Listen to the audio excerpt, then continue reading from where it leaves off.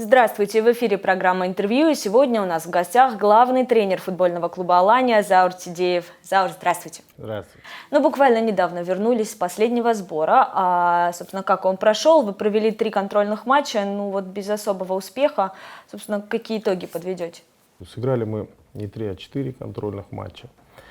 Конечно, да, результат не совсем нас порадовал, даже с точки зрения того, что это не всего-навсего контрольный матч, но тем не менее футбольный клуб «Алания» везде и во всем все-таки ставит задачи всегда стараться побеждать. Поэтому мы с футболистами на эту тему тоже успели поговорить, скажем так. А с точки зрения вообще того, что мы планировали на данном этапе, мы все выполнили, сделали определенный анализ, продолжаем некоторый анализ еще, особенно последнего, точнее заключительного матча на этом сборе. Но я думаю, что мы выправим ситуацию и обязательно будем стараться уже в соревновательном периоде побеждать. Вы сказали, что провели анализ, какие главные ошибки, наверное, чего не хватает? На сегодняшний день тот футбол, который мы предлагаем нашим футболистам, это прежде всего опираясь на традиционные особенности нашей республики. Мы не можем ставить задачу играть исключительно от обороны, закрываться, скажем так, потому что мы к этому не приучены. И, конечно, трудно принимать тот футбол, который планируется вести с точки зрения контроля мяча хорошо. Потому что если мы хорошо контролируем мяч, мы, значит, хорошо обороняемся. Вот с этой точки зрения, конечно, еще остается много проблем. Но мы пытаемся их решать, потому что есть достаточно квалифицированные футболисты, которые, к сожалению, потеряли немного игровой ритм. Но все это мы приведем к определенному знаменателю. Я думаю, что в ближайшее время мы исправим эти ошибки, будем стараться, во всяком случае, играть хорошо. Играть хорошо. Сейчас впервые, наконец, команда прошла полный подготовительный цикл. В каких, наверное, компонентах удалось наладить игру? В чем плюсы? На сегодняшний день мы прежде всего хотим понять и дать нашим футболистам веру в себя. Потому что наши парни высокотехничны, наши парни достаточно умны, наши парни талантливы. Сегодня осталось только лишь им поверить в свои силы. Вот в этом смысле, в этом направлении ведется основная работа. То есть наши футболисты должны выходить на поле и показывать зрелищный футбол. А зрелищный футбол показывать, сковываясь, невозможно. Поэтому вот это основная проблема, она перед нами еще стоит. Но я считаю, что она сужается. Я думаю, что мы ее тоже будем решать и решим в конечном итоге. Но если говорить по персоналиям, кто конкретно проявил себя лучше, на кого можем делать ставку до конца сезона и с начала нового сезона? Вы знаете, группа молодых футболистов, еще до меня, которых подбирал Артур Сардионович Погаев, они достаточно хорошие футболисты. То есть я отдельно не хочу кого-либо отмечать. Почему? Потому что могу немножко скружить голову, и потом снова эта проблема, которую придется решать. Поэтому я считаю, что на данном этапе можно сказать, что 3-4 футболиста, которые должны вырасти в игроков премьер-лиги. То есть вы сейчас реально говорите о том, что из нынешних игроков Алании вполне себе возможно, что кто-то заиграет на уровне премьер-лиги? Я в этом не сомневаюсь по той простой причине, что в Осетии всегда были талантливые футболисты. И я уверен, что и к будущему сезону мы еще возьмем в команду еще более, возможно, молодых футболистов, которые рождены в 97-98 годах. Те, которые у нас сегодня пока еще остаются в школе, но мы уже на них положили глаз.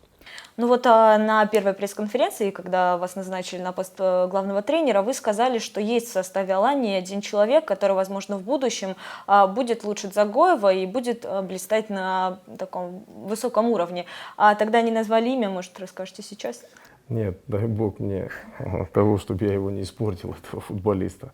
Я очень на него рассчитываю. На самом деле, ради такого футболиста можно было просто взять и принимать команду. То есть это человек, который, на самом деле, и скорость оценки ситуации, и скорость принятия решений, и скорость выполнения технического элемента у него настолько высоко все это, что это настоящий талант.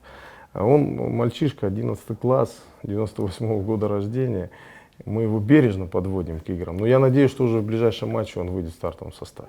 Вопрос у меня такой. Это есть проблема, она характерна, наверное, для всего российского футбола, касается того, что ребята получают слишком большие деньги слишком рано. И в Европе, наверное, это не так сильно заметно, потому что, может, и менталитет другой. Но вопрос такой, как объяснить человеку, что футбол надо играть из любви к футболу, а не ради денег? Надо большую работу вести с точки зрения идеологии, патриотизма. Я всегда стараюсь показать, что творилось в 95 году в Алании, потому что они должны эту историю знать. И слава Богу, нам есть чем гордиться. Слава Богу, наши ветераны нам оставили ту серьезную, так скажем, почву, на которой мы можем сегодня стоять. Но почему-то в детских школах, я очень надеюсь, что с приходом и Джамбулата Базаева, и уже сегодня Инала Гавриловича Джуева, это люди, которые не понаслышке знают, что такое и что значит астинский футбол, все-таки с тренерами будут вести вот этот идеологический, так скажем, подход, как бы, чтобы в свою очередь сами тренеры со своими подопечными говорили на эти темы. Это очень важно, на мой взгляд. И вот с точки зрения европейских футболистов, они как раз это хорошо знают. Они понимают, где они, откуда они и зачем они. Ну и плюс еще с точки зрения профессионализма. То есть большинство игроков играют для того, чтобы создать какое-то имя, чтобы потом имя помогало им в будущем. Поэтому в нашей, к сожалению, реальности в России, посмотрите, последнее время со времен Кончельскиса, со времен Шалимова, со времен Добровольского, со времен Заварова, те футболисты, которые были на постсоветском пространстве, на очень серьезном уровне в европейских клубах никто не заиграл. Это тоже проблема. Это говорит о том, что у нас навряд ли будет хорошая сборная в ближайшее время. Для этого нужно, чтобы с нашими футболистами с точки зрения прежде всего идеологии начинали работать. И если мы сможем сдвинуться в этом направлении, я думаю, что мы будем чисто футболистов получать, тех, которые реально не думают о том, как заработать, а думают о том, как заиграть на хорошем уровне, для того, чтобы потом мы могли, так скажем, хвалиться этими людьми. Ну вот раз вы уже затронули тему детского футбола, детских спортивных школ, вы тогда же на первой пресс-конференции сказали, что принципиально, наверное, больше уделять внимание детско-юношеским спортшколам. И вы тогда приводили примеры Германии, естественно, которая за последние годы стала лидером мирового футбола. Сейчас как работают эти спортшколы, как налажено, наверное, взаимодействие именно со взрослой Аланией? Мы обсуждаем с ними, что делать дальше. Но на сегодняшний день без помощи РФС мы не обойдемся.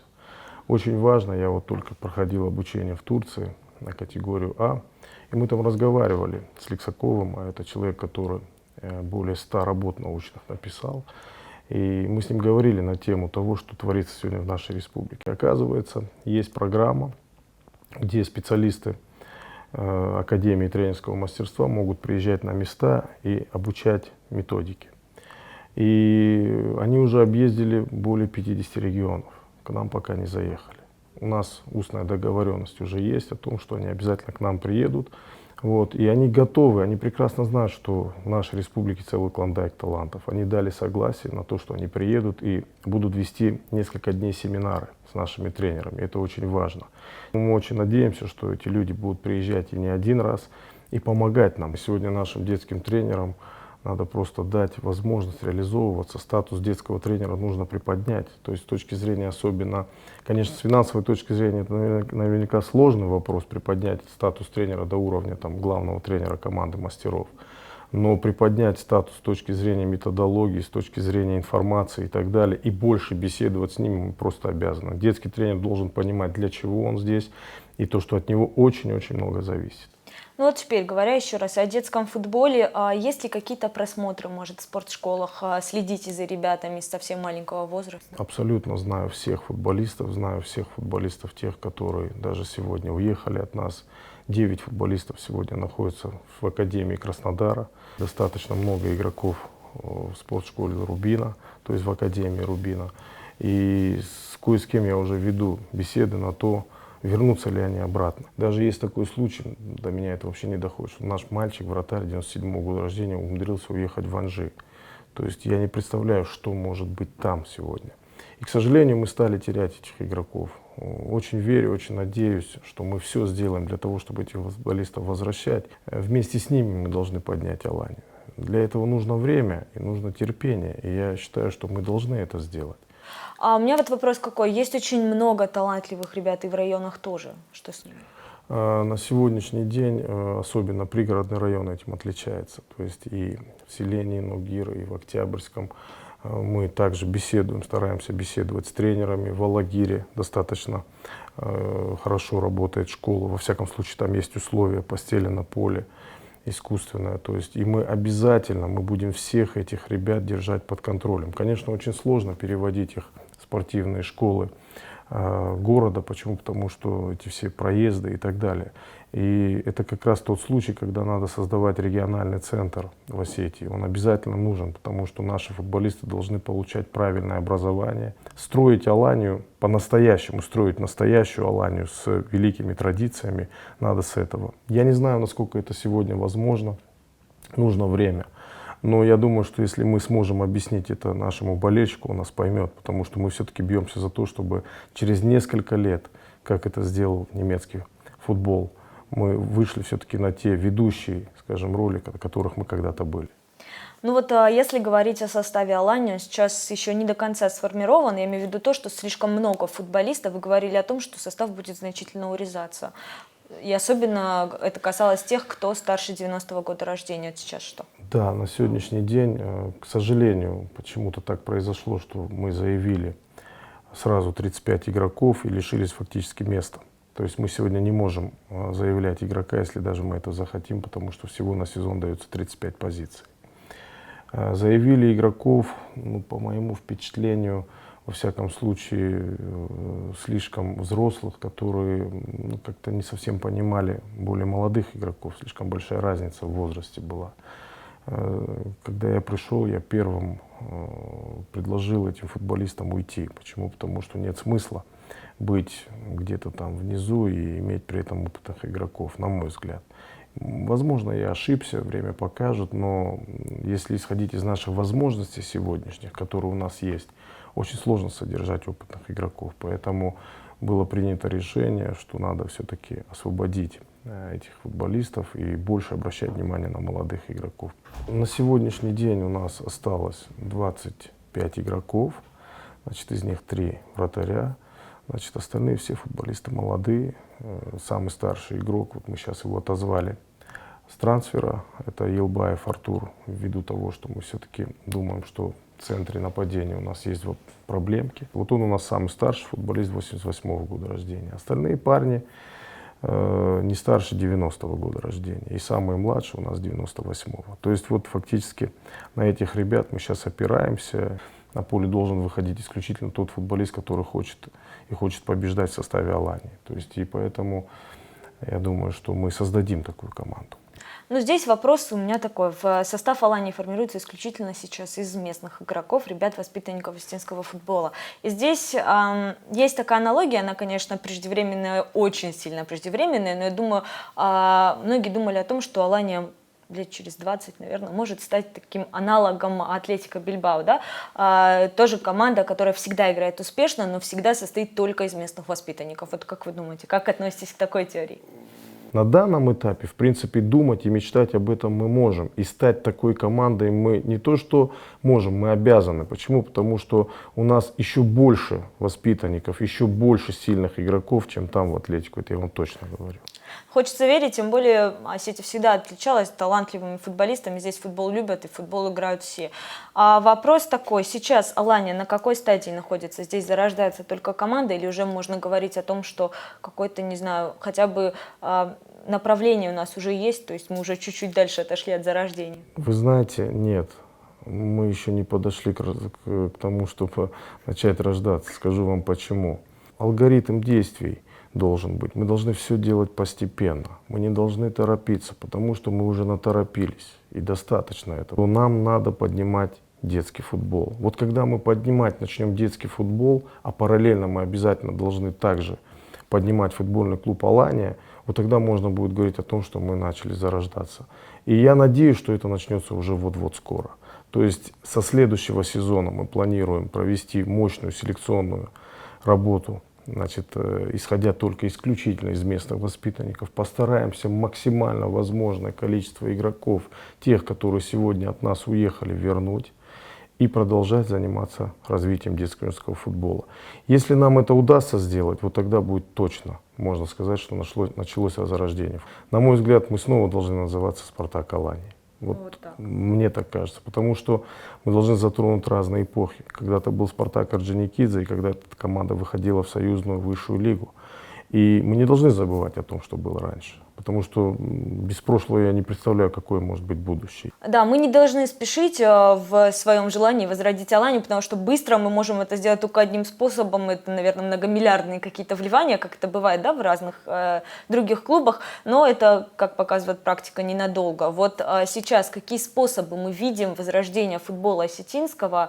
Вы конкретно вот какие пути видите? Простые примеры. У нас есть база футбольного клуба «Алания», да, то есть мы ее должны выстроить, привести снова в порядок. И эта база не должна быть только лишь футбольного клуба «Алания». Я считаю, что на этой базе должны заниматься и наши дети. То есть они должны бок о бок всегда быть рядом с командой.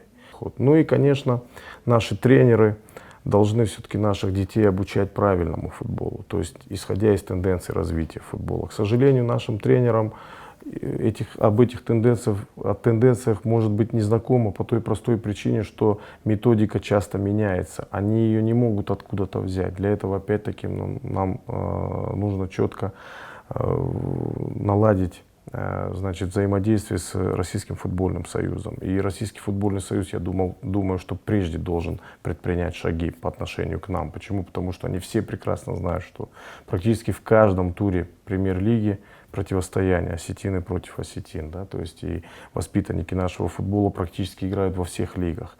Воспитанники нашего футбола всегда бывают в национальной сборной России, бывают в молодежных сборных России. Ну и наверняка это уже те факты, которые подтверждают то, что мы имеем право на это рассчитывать и просить у них помощь. И этим самым мы сможем поменять наших тренеров. И с точки зрения методологии в том числе. Поэтому вот если с такой точки зрения смотреть, то я думаю, что нам нужна методика. И это очень важно. Ну и помимо всего прочего, нам позарез нужны болельщики на трибунах, без них невозможно. Вы сказали, что ваша одна из главных целей — вернуть болельщиков на трибуны. Как? Ну, прежде всего, это победы. А наш болельщик понимает футбол. Он знает объективно, когда футболист может выйти и выиграть матч, а когда он может выйти и сыграть зрелищный футбол, и при этом ему болельщик будет аплодировать, даже несмотря на отрицательный результат, потому что наш болельщик хорошо разбирается в футболе. И я считаю, что если наши футболисты будут делать все честно, если будут стараться в каждом эпизоде, в каждом поединке, отдельно взятом, делать все максимально возможное, чтобы победить, болельщик это всегда заметит. А только так мы можем вернуть честной, правильной, самое главное, результативной игрой. Тогда болельщик это все поймет. Ну вот вообще, если сейчас говорить о том, как идет подготовка, многие футболисты говорят, что им нравится работать под вашим руководством, и что особенно делают акцент на тренировочном процессе, говорят, что вот нравится.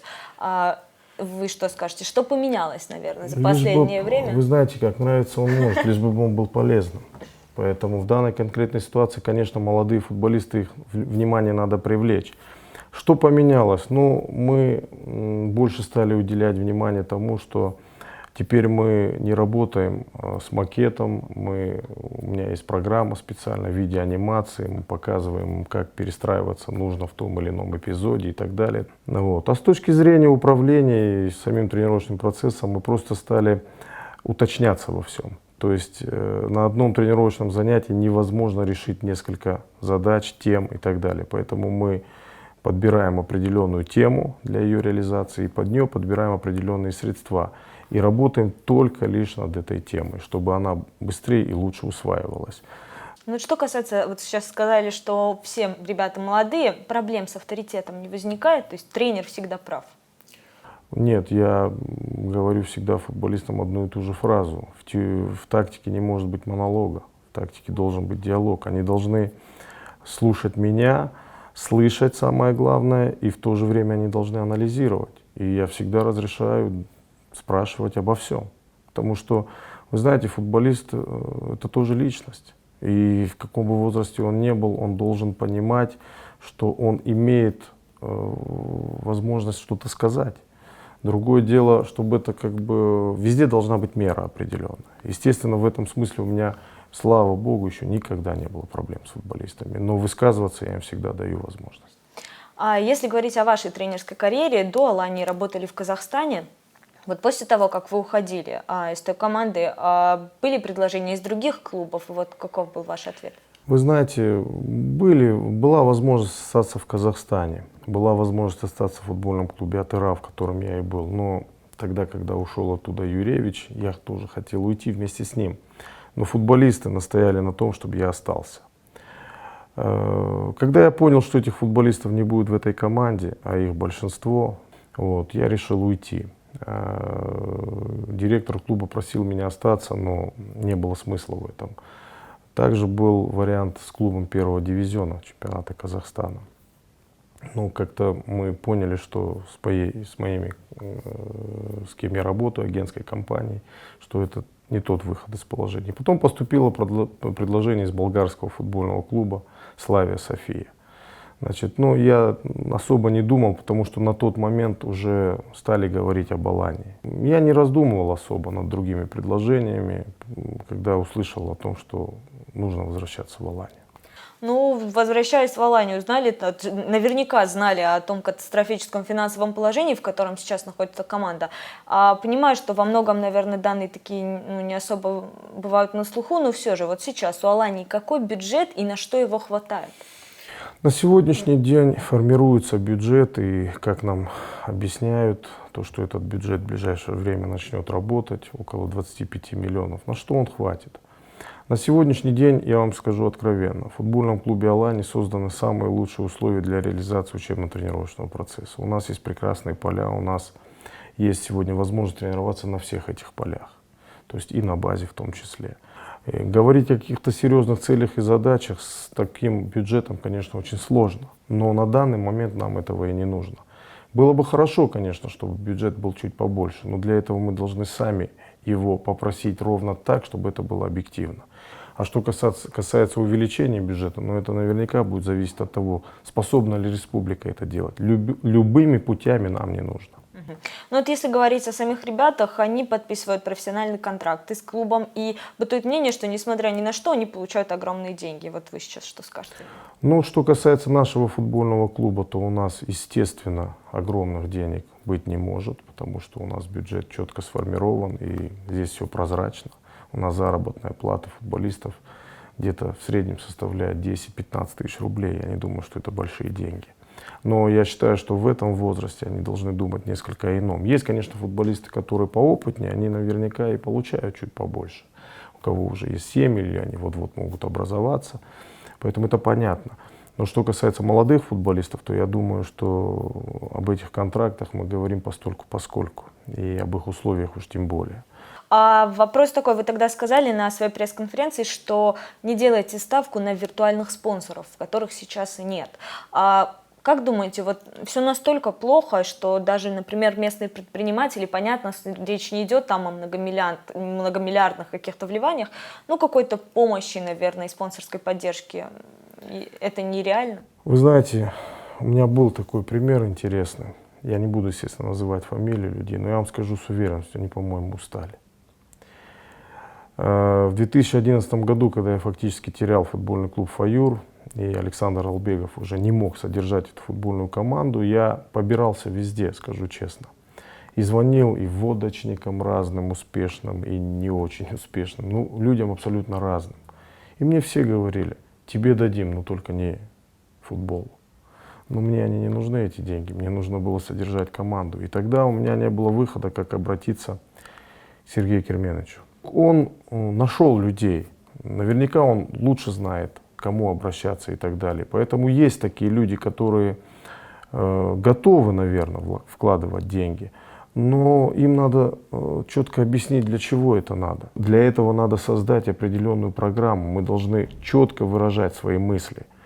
И не просто так говорить: вот дайте мне, я это сделаю. Мы должны все положить на бумагу, мы должны все внимательно проанализировать. И тогда, может быть, можно привлечь людей. Ну да, пока не будет системы, непонятно во что вкладываться, а с непонятно чем никто работать не хочет. Наверное, сейчас важно закончить сезон достойно. Сейчас Алания имеет все-таки математические шансы попасть в шестерку. Как думаете, насколько это реально за 3 матча? Но мы, во всяком случае, настраиваем своих футболистов, что выигрывать надо в определенно каждом матче. Будет сложно, потому что сегодня команда такой пребывает в некотором стрессе, что молодые футболисты, которые, в принципе, еще, по сути, серьезно не получали сборов, они сталкиваются, и на них очень интересно следить за ними, как они это все воспринимают и принимают. Вот. Но в любом случае я уверен, мы создадим команду, потому что я очень верю в этих футболистов, и вот эти шансы, которые остаются, мы будем ими пользоваться, и мы будем все делать максимально возможное для того, чтобы все-таки вернуть болельщика прежде всего, а уже потом говорить о каких-то местах. Ну, сейчас 3 матча, 3 оставшиеся игры до конца сезона, игры с 2 командами, которые в середине таблицы, и одной, которая занимает последнее место. Сейчас насколько реально закончить сезон 3 победами? Ну, вы знаете, невозможно ничего нет. Мы такие же спортсмены, как и они, будем стараться. Почему нереально? Это все реально. Но и в то же время реально все эти 3 матча проиграть. Поэтому в этой ситуации сказать что-либо сложно. Но я надеюсь, что мы, серьезно подготовившись, все-таки самое главное избежать нам травм, потому что сейчас есть такая тенденция, уровень тренированности наших футболистов не очень высокий, скажу вам честно. Почему? Потому что многие из них пришли только из детской школы, а так как там нет четкой сформированной программы развития, где в каждом возрасте надо четко что-то делать определенное, с этим есть проблема. Постараемся их подвести к ближайшему матчу, а в дальнейшем еще и удача нам нужна. Не могу не спросить. Заключительный матч сезона с Ангуштом в гостях. Помним прошлый год, прошлый выезд болельщиков Алании, который сопровождался очень большими проблемами. В этом году поедем. Где будет вообще матч и поедут ли туда наши болельщики? Планируется он проводиться там, в Назрани.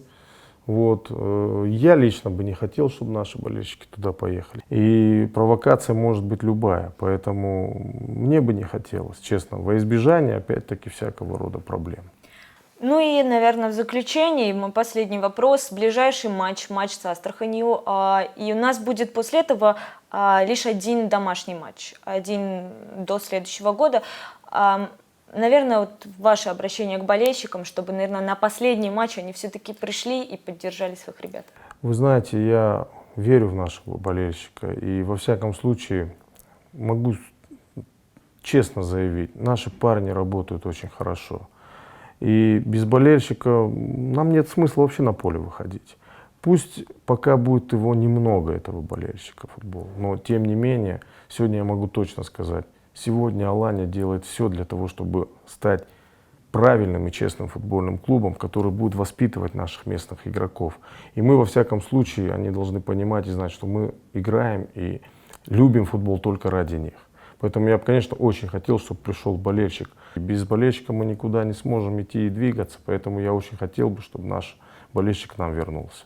Футбол – это, наверное, дело общее, поэтому хочется верить, что и болельщики вас поддержат и поверят. Удачи вам до конца сезона, она вам понадобится, вы об этом сами говорите.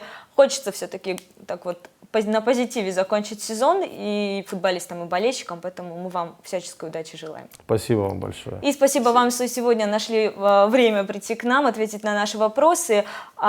Футболистам удачи, вам веры в футболистов, нам веры в вас. Вот спасибо так. Большое. Спасибо. Спасибо еще раз. А нашим зрителям я напоминаю, что сегодня у нас в студии был главный тренер футбольного клуба Алания Заур Тидеев. С вами мы увидимся ровно через неделю, в следующий понедельник. Меня зовут Яна Гагиева. Всего доброго и до встречи.